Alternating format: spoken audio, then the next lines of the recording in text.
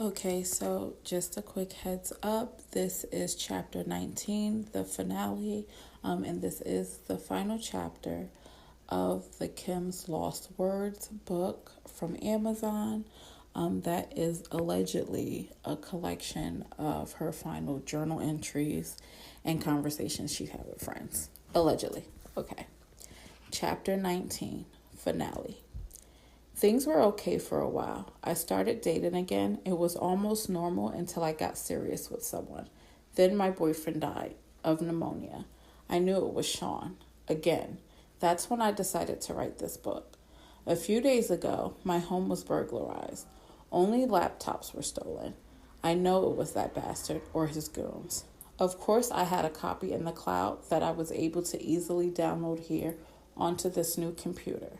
As I continue to write now, I'll send this into the cloud as well. I will send out copies via email, and my Google Drive password will be attached so the missing chapters can be accessed. This book must get out. There are so many more chapters to add. This outline is a great start.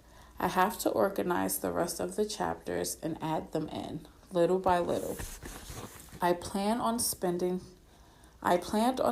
today working on exactly that, but I'm not feeling very well. Thank God the kids aren't here this weekend so I can rest. I called Kimura to cancel our tentative plans for a meetup. When I spoke to her, she said, "Girl, that doesn't sound like the flu. You want to go to the hospital?" That didn't immediately alarm me. I just need some rest, I told her, and quickly got off the phone. But why can't I get my doctor? Why won't he pick up the phone? Oh, no. I called Sean from my bedroom where I'm lying in my bed. All I could think about was the kids, my babies who are with this monster, the man that I now suspect of having done this to me.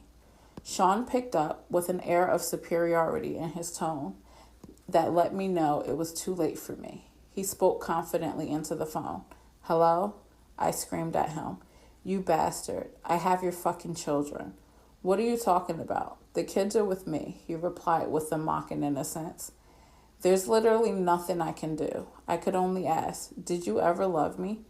Instead of answering the question, he responded, "The most important thing to me in the world is loyalty."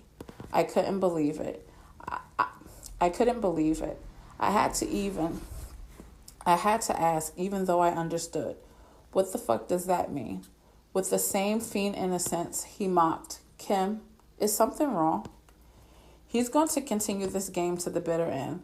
I asked one last time, "How could you?" Again, with the narcissism I had now come to despise, he responded, "How could I? Do what? I gave you everything. You went to someone else. You left me just like everyone else did. You asked, how could I? How could I what?" I yelled, "Look what you did to everyone around you." There was only anger in his response. "So you're saying everyone leaves because of how I am, and you're going to expose me?" He had me burglarized. I knew it. I shouldn't have threatened him.